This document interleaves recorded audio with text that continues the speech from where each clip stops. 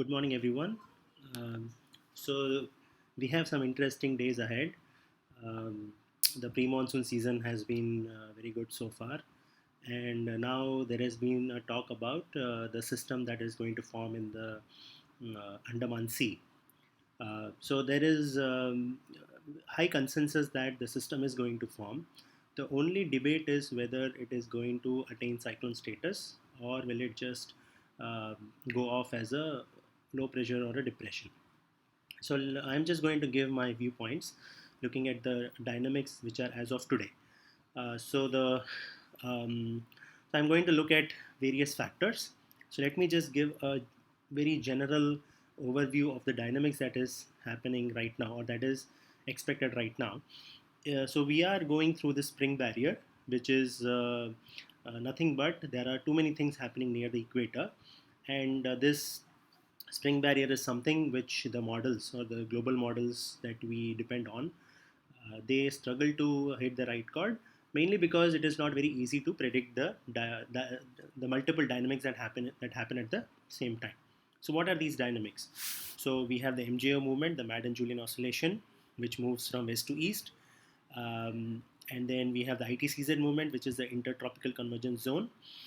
And then we have the equatorial Rossby wave moving uh, to the west, and we have the equatorial Kelvin wave moving to the right.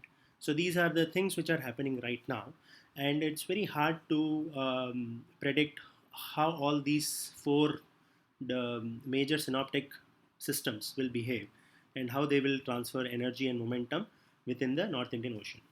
Okay, so that's why we have some interesting days ahead and a lot of uncertainty regarding whether the cyclone is going to form in the Andaman Sea and what is the track it is going to take.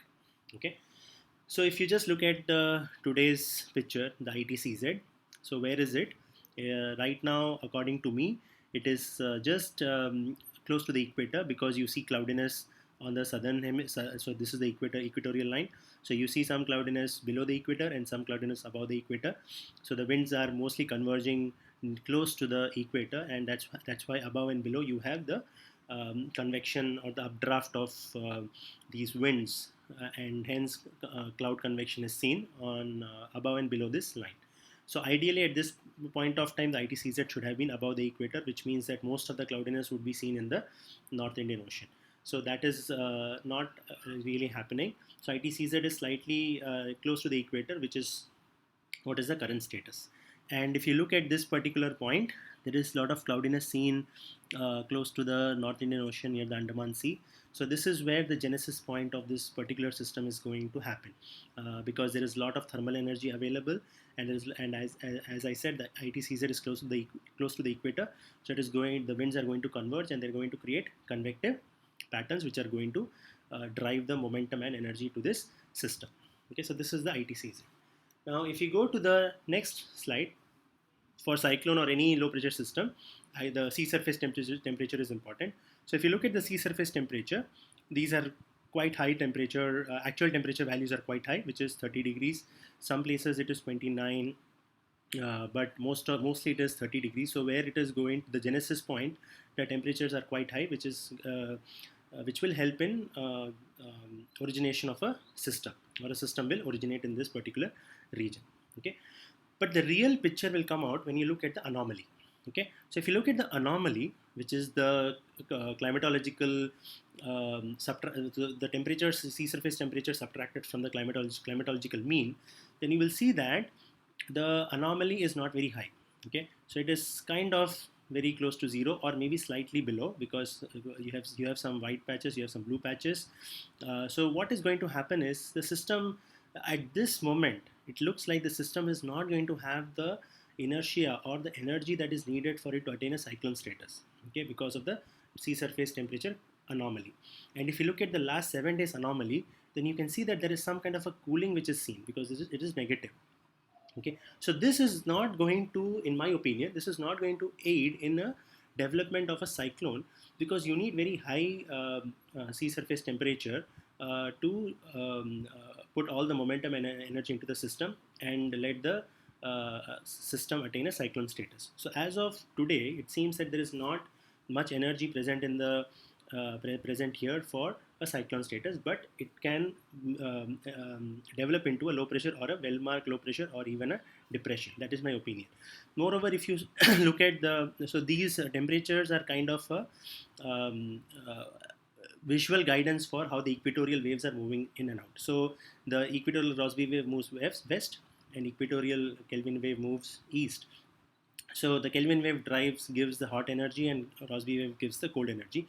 So if you see the temperature patterns, it looks like the Kelvin waves and the Rossby waves have stalled, because if the Kelvin wave was active, then I would have expected some kind of a warming in this, or red colors here, which is not seen. So I have a feeling that the equatorial Rossby and Kelvin waves have kind of stalled, or they are not having the energy to move and transfer the hot and cold waters in the Indian Ocean. So normally, equatorial Kelvin wave would show a very a different color, which higher warming in the in the Sumatra coast, but which is not seen. And if you go back and see the anomaly itself, not the 7 day, but the entire anomaly for the whole for this particular day, for 28th, and you can see the same thing. Like, this is more hotter than here.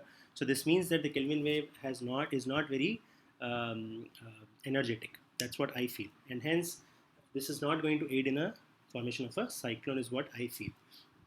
Given the present condition, so my final thoughts are: given the present condition, the cyclone formation looks very unlikely in the Andaman Sea, but definitely a system is going to form, and it will form most likely around May 1st or 2nd. After that, so right now this is only the status as of today. MJO. I have not talked about MJO because MJO is trying to move into our basin. But if you look at MJO, then MJO depends on how these equatorial Kelvin wave, Rossby wave, and ITCZ move. So given the current scenario, it is highly likely that the MJO may not stay in the East Indian Ocean or Bay of Bengal for a long time, and that may also not aid in the cyclone formation. This is just the condition as of today. But a system will develop into a well-marked low pressure or a depression. That is very highly likely. And as of now, the system doesn't pose a major threat to India. And finally, like I said, if you look at the models, the major models which are ECMWF, the European model, and the US model, which is the GFS, and our IMD GFS model, then they keep changing the trend every day. And this is mainly because of the spring barrier issue that I talked about, which is basically nothing but a lot of things happening around the equator at the same time.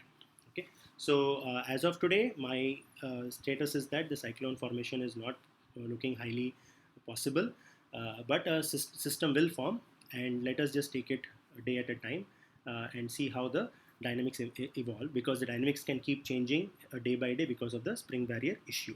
Okay, so with this, I will sign off today, and I'll just show you one quick animation, and which kind of shows the how the cloudiness is forming. So if you look at, this is the IMD satellite images.